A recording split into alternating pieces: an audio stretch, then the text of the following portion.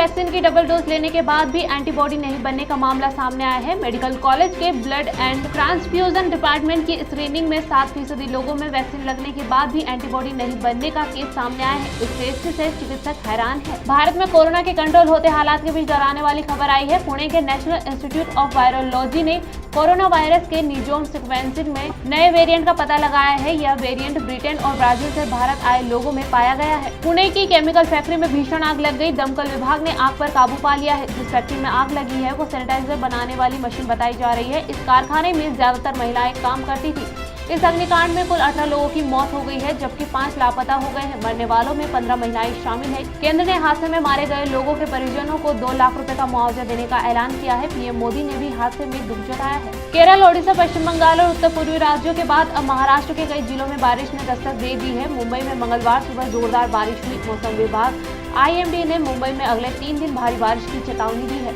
बंगाल चुनाव में सीधा मोदी शाह से टक्कर लेने के बाद ममता बनर्जी अब TMC को देशव्यापी कलेवर देने में जुट गई है। इसको लेकर पार्टी के भीतर से TMC के नाम में भी बदलाव करने के सुझाव दिए गए हैं। दिल्ली की जामा मस्जिद के शाही इमाम सैयद अहमद बुखारी ने रविवार को प्रधानमंत्री नरेंद्र मोदी को चिट्ठी लिखी। शाही इमाम ने PM मोदी से भारतीय पुरातत्व सर्वेक्षण को ऐतिहासिक जामा मस्जिद में मरम्मत कार्य करने के निर्देश देने की अपील की है। उत्तर प्रदेश के फतेहपुर जिले में पुलिस ने एक हत्या के मामले में खुलासा करते हुए 2 आरोपियों को गिरफ्तार किया है। बीते 1 जून को 13 साल के बच्चे का कुएं में शव पड़ा मिला था।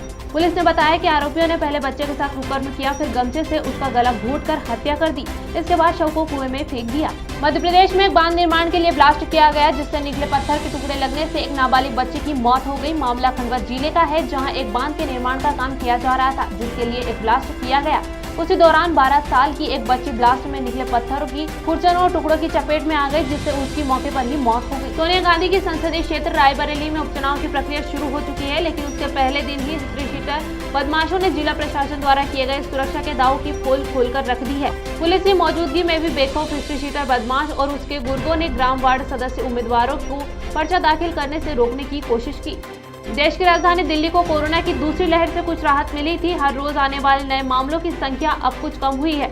एक्टिव केस की संख्या भी तेजी से घट रही है। ऐसे में सोमवार यानी 7 जून से दिल्ली में अनलॉक की प्रक्रिया शुरू हो चुकी है। अगर आपने भारत बायोटेक की कोवैक्सीन और रूस की स्पुतनिक भी लगवाई है और अमेरिका पढ़ने जा रहे हैं, तो वहां आपको फिर से वैक्सीन लगवानी पड़ सकती है। कई अमेरिकी यूनिवर्सिटी ने कोवैक्सीन और स्पुतनिक भी लगवा चुके छात्र छात्राओं को दोबारा वैक्सीन लगवाने का निर्देश दिया है। कोटकारा थाने में 7 अप्रैल को डकैती की एक रिपोर्ट दर्ज की गई थी, जिसमें बताया गया था कि 3 अप्रैल को कोझिकोड कोच्चि राष्ट्रीय राजमार्ग पर एक कार से बदमाशों ने 25 लाख रुपए लूट लिए हैं। बाद में इस मामले की जांच हुई तो पता चला कि लूटी गई राशि 25 लाख नहीं बल्कि 3.5 करोड़ थी। ये 13 कोरोना की दूसरी लहर को देखते हुए उत्तर प्रदेश माध्यमिक शिक्षा परिषद यूपी बोर्ड की हाई स्कूल और इंटरमीडिएट की परीक्षा को रद्द कर दिया गया है। अब यूपी बोर्ड कक्षा 10वीं और 12वीं की छात्र छात्राओं को प्रमोट किया जाएगा। मार्क्स और रिजल्ट को लेकर छात्रों के मन में कई सवालों के बीच बोर्ड ने मार्किंग स्कीम जारी कर दी है। हालांकि अभी तक यूपी बोर्ड के रिजल्ट की तारीख का ऐलान नहीं हुआ है। समाजवादी पार्टी के संरक्षक मुलायम सिंह यादव ने सोमवार को कोरोना वैक्सीन की डोज लगवा ली। गुड़गांव के मेदांता हॉस्पिटल में मुलायम सिंह यादव ने कोरोना की वैक्सीन की पहली डोज ली। इससे पहले समाजवादी पार्टी के अध्यक्ष अखिलेश यादव ने वैक्सीन का विरोध किया था और कहा था कि बीजेपी की वैक्सीन वो नहीं लगवाएंगे।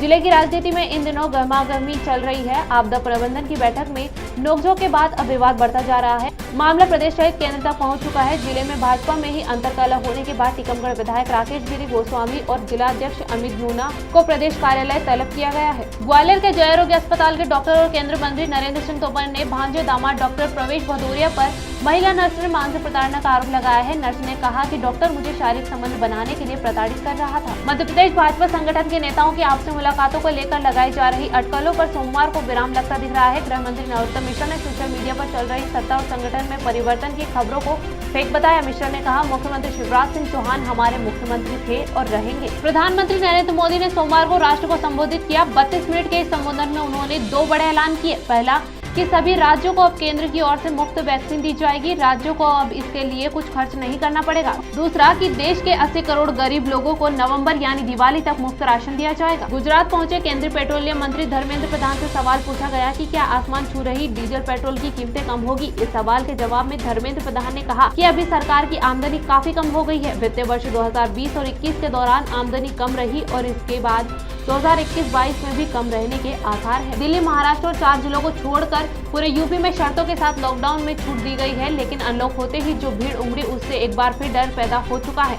होली के बाद जब दूसरी लहर की शुरुआत हुई तो इसकी वजह भी यही थी कि छूट मिलते ही लोग बेपरवाह हो गए थे। इंदौर में आबकारी विभाग की टीम ने देशी शराब की दुकान पर छापा मारा। मुखबिर की सूचना पर मारा गया छापा बेबुनियाद रहा। शराब की दुकान पर किसी भी तरह की कोई अनियमितता नहीं पाई गई। कोरोना के नियंत्रण में आने के बाद इंदौर वासियों को अनलॉक के तहत कुछ और क्षेत्रों में रियायत दी गई है, जिसके बाद शहर की सड़कों पर आवाजाही बढ़ गई है। इंदौर में कोरोना फिर से अपने पैर न पसारे, इसके लिए जनप्रतिनिधियों द्वारा जागरूकता अभियान चलाया जा रहा है। इंदौर में जिला प्रशासन व अन्य कई विभागों द्वारा रेसिडेंसी कोठी पर बैठक आयोजित कर वैक्सीनेशन सेंटर बढ़ाए जाने सहित अन्य कई मुद्दों पर अधिकारियों द्वारा चर्चा की गई। कलेक्टर का कहना है कि आने वाले दिनों में केवल वही लोग काम कर पाएंगे जिन्होंने वैक्सीन लगवाई है। इंदौर में तेजाजी नगर थाना क्षेत्र में कुछ दिन पहले लॉकडाउन के चलते ढाबा चालू रखने वालों पर कार्यवाही करने गए एसडीएम तहसीलदार और टीआई पर ढाबा संचालक और उसके 4 परिवार वालों ने जानलेवा हमला कर दिया। वहीं तेजाजी नगर पुलिस ने ढाबा संचालक को गिरफ्तार कर लिया है। बाकी 4 आरोपी फरार है। हमला करने में एक महिला भी शामिल है, जिसकी पुलिस तलाश कर रही है। इंदौर के चंदननगर थाना क्षेत्र में 2 पक्षों में मामूली बात को लेकर विवाद होते होते टल गया। उस समय मछली पकड़ रहे युवक को पकड़ने के सही तरीके बताने की बात कहने लगे।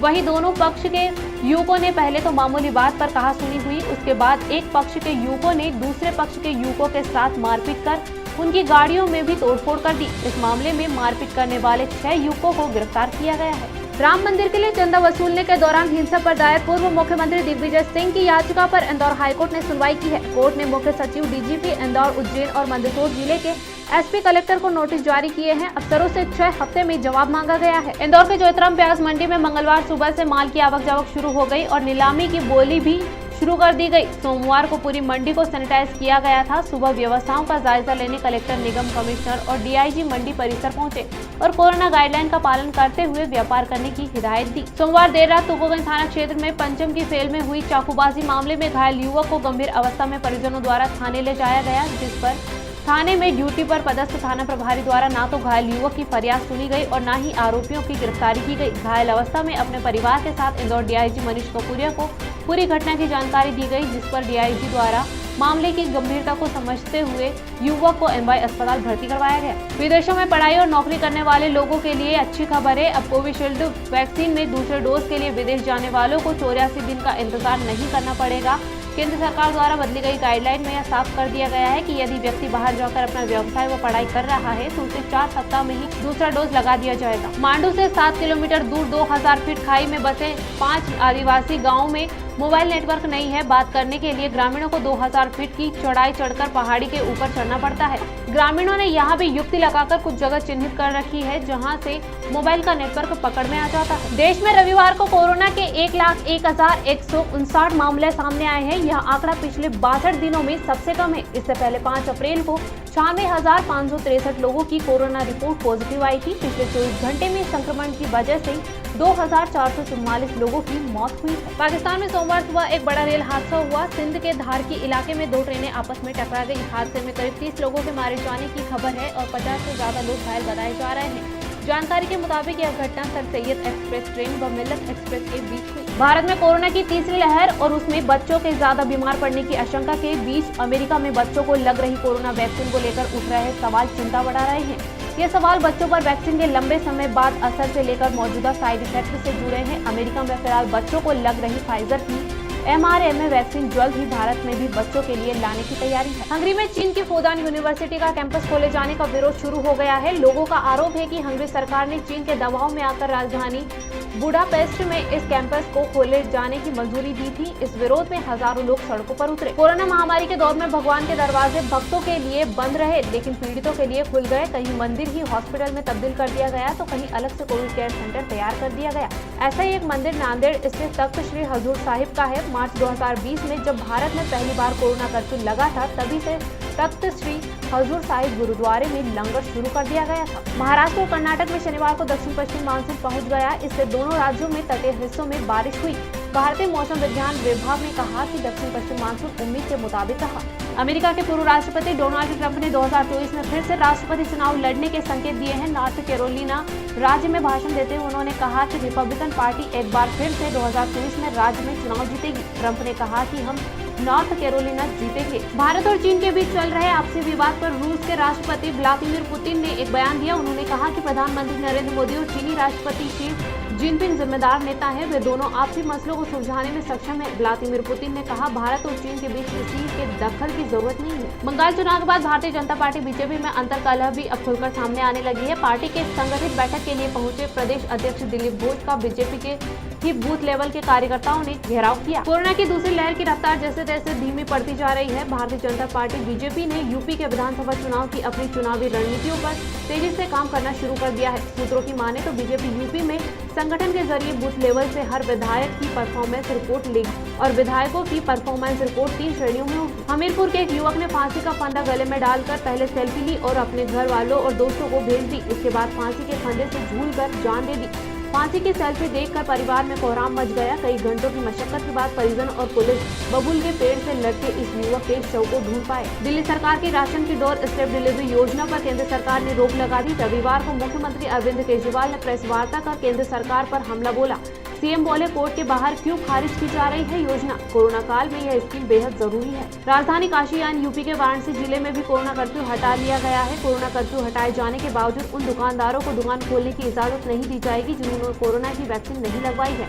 वाराणसी के जिलाधिकारी कौशल राज शर्मा ने साफ किया है कि 45 साल से अधिक उम्र के ऐसे व्यापारियों को दुकान खोलने की इजाजत नहीं दी जाएगी जिन्होंने वैक्सीन नहीं लगवाई है। राष्ट्रीय राजधानी दिल्ली से सटे यूपी के गौतम बुद्ध नगर जिले में भी कोरोना कर्फ्यू हटा लिया गया है। नोएडा में 7 जून से सभी दुकानें बाजार कोरोना नियमों का पालन करते हुए खुल सकेंगे। सरकारी कार्यालयों में भी 50% स्टाफ उपस्थित रह सकेंगे। हर कार्यालय में कोविड हेल्प डेस्क बनाना अनिवार्य होगा। देश में कोरोना संक्रमण के मामलों में कमी आने के साथ ही भारतीय रेलवे ने ट्रेनों की संख्या बढ़ाना शुरू कर दिया है। लॉकडाउन में अनलॉक होने की प्रक्रिया शुरू होने के साथ ही यात्रियों की सुविधा के लिए रेलवे ने कई ट्रेनों के फेरों में बढ़ोतरी भी की है। रेलवे के मुताबिक उत्तर प्रदेश और बिहार के लोगों की सुविधा को देखते हुए गोरखपुर पनवेल, दिल्ली गोरखपुर तथा छापरा पनवेल के बीच समर स्पेशल ट्रेनें चलाने की शुरुआत की गई है। कोरोना संक्रमण से मौत के बाद राजधानी में मृत शरीर से जेवरात चोरी करने का दूसरा मामला सामने आया है। पहले जेके अस्पताल में महिला की मौत के बाद उसके जेवरात चोरी हो गए थे। अब उसी तरह से अवधपुरी में महिला की मौत के बाद किसी ने उसके कान के झुमके और नाक से लौंग चोरी कर लिए हैं। अंतिम संस्कार के दौरान परिजनों को इसके बारे में पता चला। इसकी शिकायत पर केस दर्ज किया गया है। वेटरन एक्टर दिलीप कुमार की तबीयत रविवार को अचानक खराब हो गई। उन्हें पिछले कई दिनों से सांस लेने में तकलीफ हो रही थी। इसके बाद घर पर ही उनका इलाज चल रहा था। रविवार को सेहत में और गिरावट के बाद उन्हें मुंबई के हिंदुजा अस्पताल में भर्ती करवाया गया। फिलहाल डॉक्टर्स की निगरानी में उनका इलाज किया जा रहा है। डांस रियलिटी शो डांस दीवाने के होस्ट राघव जुयाल एक ब्रेक के बाद मंच पर वापस आए हैं। इस ब्रेक में राघव महामारी के दौरान अपने होम टाउन उत्तराखंड में थे और वहां के विकास की दिशा में काम कर रहे थे। वो वहां ऑक्सीजन की व्यवस्था और कोरोना मरीजों के लिए जरूरी दवाओं का इंतजाम कर रहे थे। माधुरी दीक्षित बोली, मैं तुम्हें सलाम करती हूँ। ऑस्ट्रेलिया के पूर्व क्रिकेटर इयान चोपल ने टीम इंडिया के स्टार स्पिनर आर अश्विन की तारीफ की है। चोपल ने अश्विन को मौजूदा दौर के सर्वश्रेष्ठ गेंदबाजों में से एक करार दिया। हालांकि भारत के पूर्व बल्लेबाज संजय मांजरेकर इयान चोपल की बातों से सहमत नहीं है। महिलाओं में वर्ल्ड नंबर 2 नाओमी ओसाका के फ्रेंच ओपन टूर्नामेंट छोड़ने के बाद अब टूर्नामेंट को एक और झटका लग सकता है। 20 बार के grand slam champion Roger Federer बीच में टूर्नामेंट छोड़ सकते हैं। तीसरे दौर के मैच के बाद वे काफी थके हुए दिख रहे थे और उनके घुटनों में तकलीफ थी।